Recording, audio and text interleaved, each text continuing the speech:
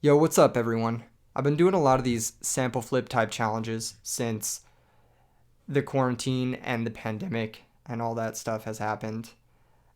And it's a great way to practice your songwriting skills and your producing skills in a lot of different ways. And I recently heard about this one on Protohype's Discord where he posted a sample and he's given people a few weeks to make a track out of it. And as I'm starting it, I kind of wanted to record my process and show what I would do with the sample or how I would approach it. Now, I've already had a listen to this sample. It's kind of a guitar, or I guess. Anyway, I don't know what it is, but I'll play it for you. I'm going to load it into this sampler, and this is UVI Falcon, but you can honestly take your sample from your sample flip challenge and you can chop it, screw it, and anything you want. It doesn't have to be this sampler. A lot of the stuff I'm going to do using this sampler, you can do in any sampler. This is just the one that I happen to use the most, and I have it set up in my project. So I'm going to approach it like that. And for point of reference, I'm going to play this sample for you guys and kind of talk about what my thoughts are behind approaching it and turning it into a full piece of music. So here it is.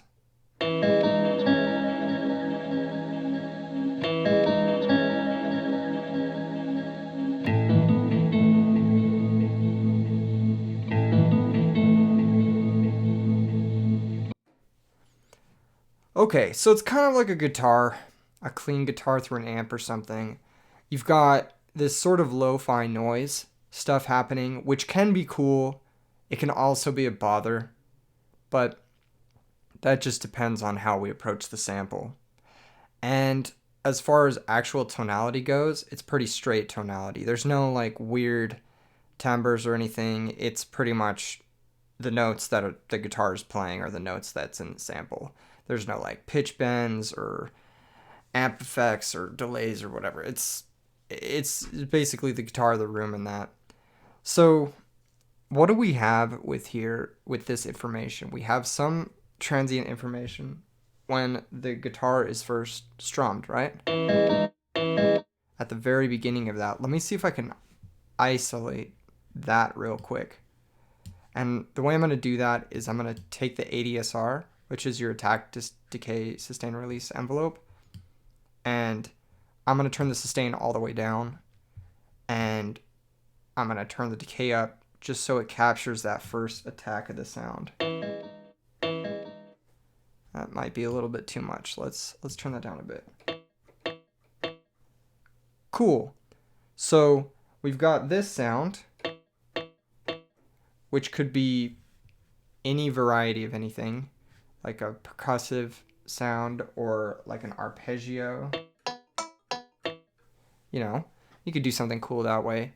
I'm just kind of brainstorming here. That's one way I would approach this. Turn it into something percussive first off.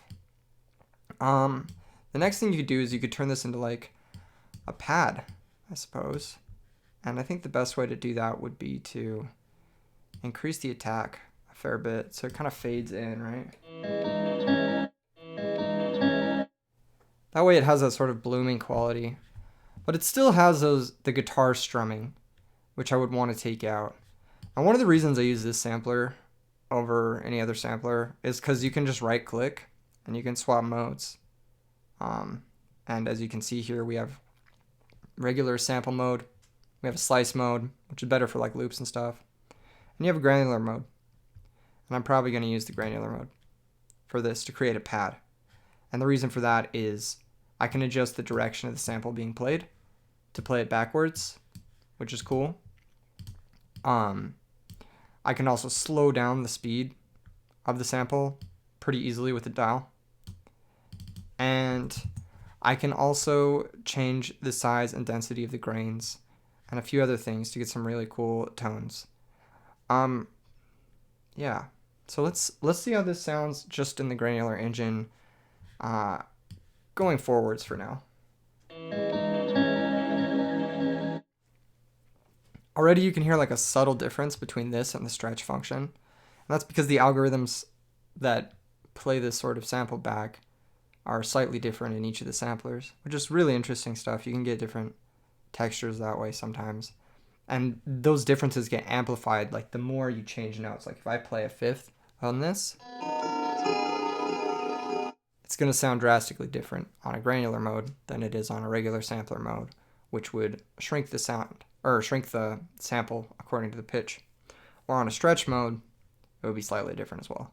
So, oh yeah, we were creating a pad. So I think what I'm going to do is I'm going to start from the beginning of this sort of phrase, this section here, and I'm going to play it backwards and just try to get an idea of how this would sound as like a pad being played backwards.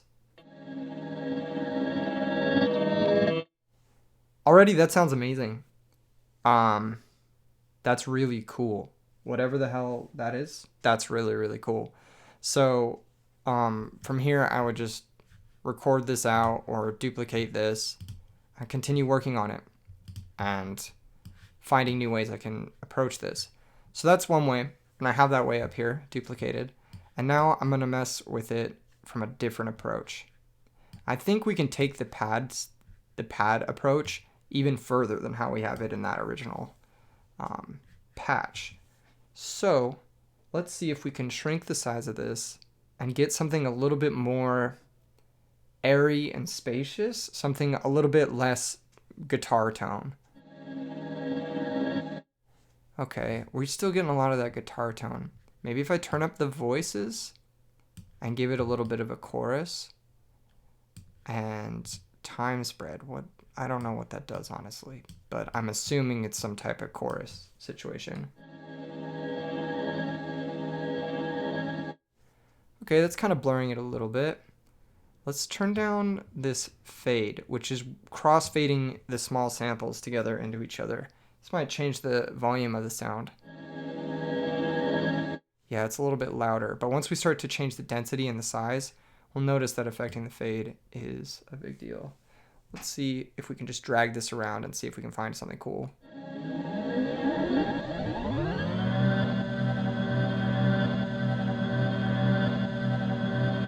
So what I've done is I've shrunken down the little sample bits, the sample rates, to 5.03 milliseconds. And that's how the granular engine is dissecting this sample, is into tiny little bits now. And as a result, it's caused this really, really interesting change in timbre.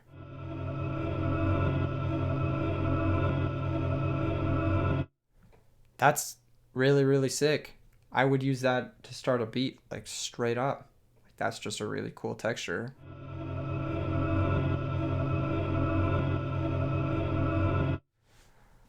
Okay, let's go back to the original one and duplicate that.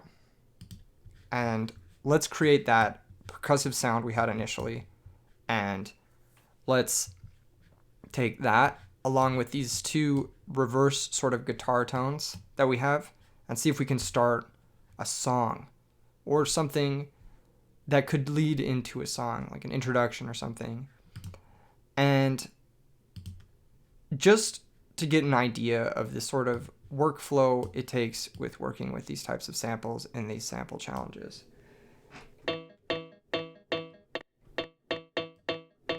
Okay, now for this one, I want to add something a little bit different to it because it does sound a lot like a guitar getting strummed.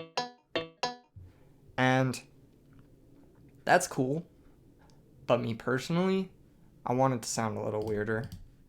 So I'm gonna add a frequency shifter. And what I'm gonna do is I'm just gonna frequency shift it. That sounds pretty cool. And now I'll generate a loop, enter some MIDI, and voila. Cool, now I can draw out some notes.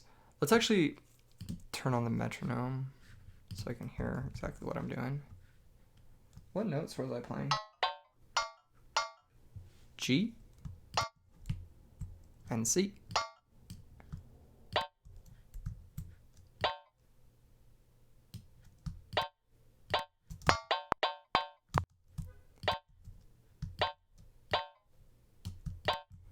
And let's give this a little shuffle, because this is a percussive sound, and this can kind of get the vibe going.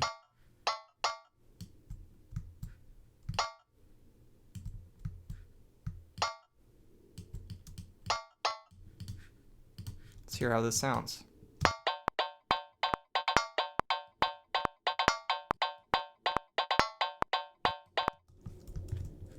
That's kind of cool.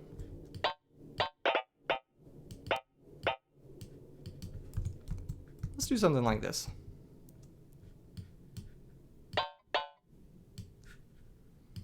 Okay, so we've got a bit of a 4-bar loop. Let's try and duplicate that and incorporate those two sort of reverse sounds like the pads. Let's start with the darker toned one, because that one is gonna be harder to fit, I think. And it's also quite loud relative to the percussive sound, so I'm gonna turn it quite down a lot, actually. Cool. And we can find a pitch that works best for us.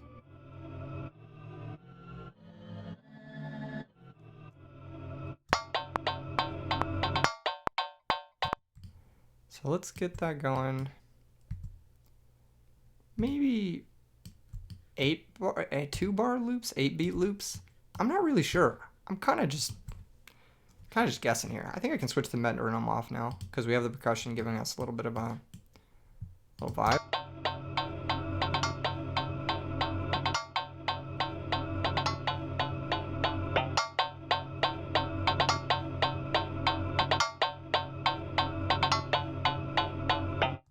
I think this last one, we can incorporate a pitch bend. And the way you do that in anything is you just, open up your pitch bend automation like this and just draw it in. I think having it bend a half step might be pretty cool. I think the pitch bend is set to default 2 semitones. Let's double check that to make sure. Yes. So if I do it halfway, it will be a half tone. Cool.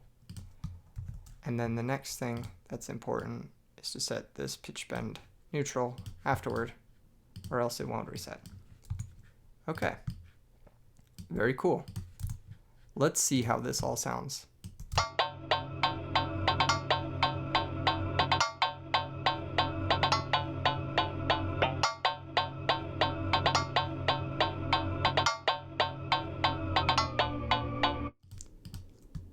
I think that was a little too drastic of a pitch bend. I think we want it to do about half of that, if possible.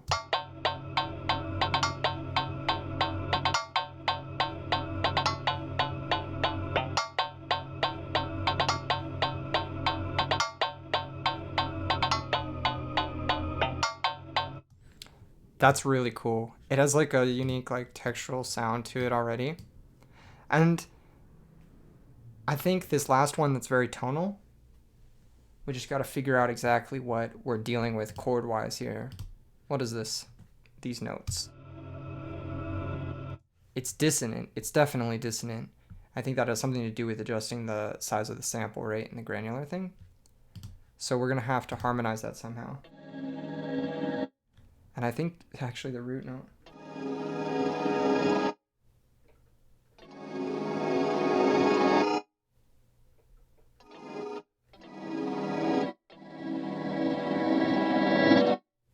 That's pretty cool.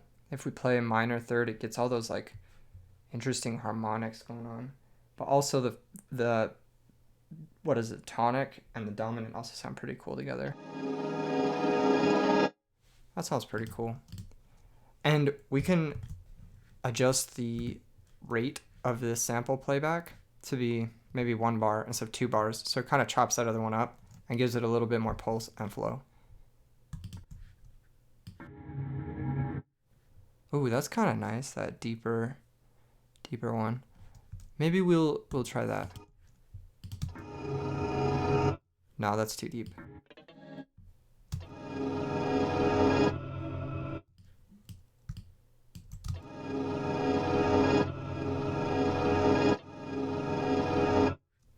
great. It's just a little too loud. And I also want to high pass it because there's a little bit of bleed happening between these two sounds. And we can just high pass it gratuitously.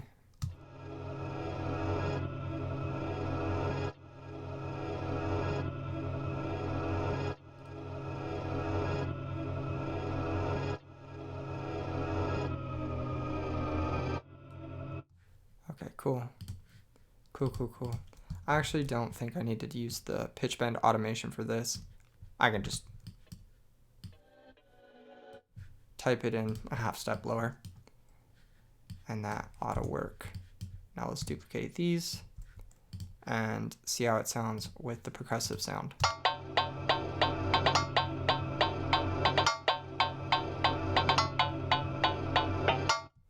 Quite bad.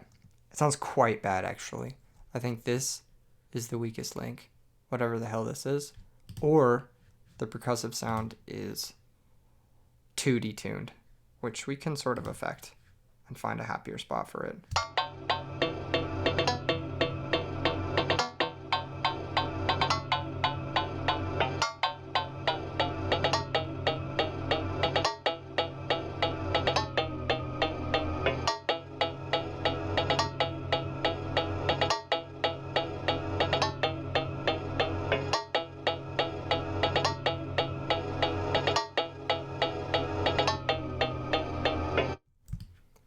That's cool. Now, to sort of blur this sort of singing tone that almost sounds choral. Is choral the right word? Choral? I'm not even sure. It almost sounds choral in nature. That, I'm going to put a reverb on that.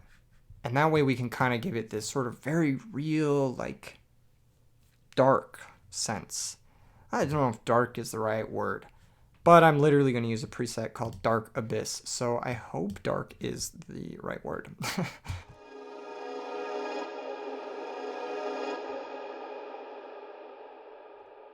preset's really interesting because it's got that like shouts into the void type of like delay. It is a long decay though, so I'm going to turn that down a lot. I don't know if this is a lot or too much, but we'll see.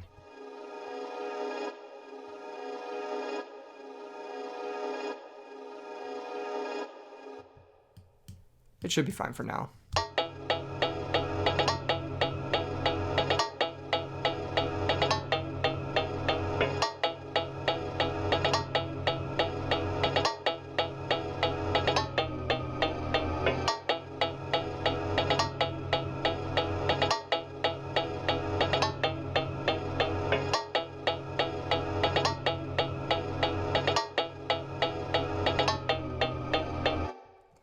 And already, this sort of vibe, I can hear like an 808 underneath this, or I can hear like a dark like Reese bass, or I can hear like a two-step beat with like something really bouncy.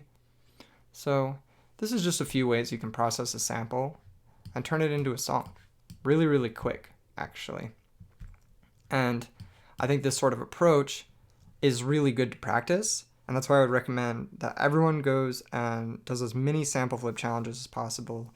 Even check out this Protohype one. It's still running until I think November 4th or something, November 9th. I don't remember the exact date.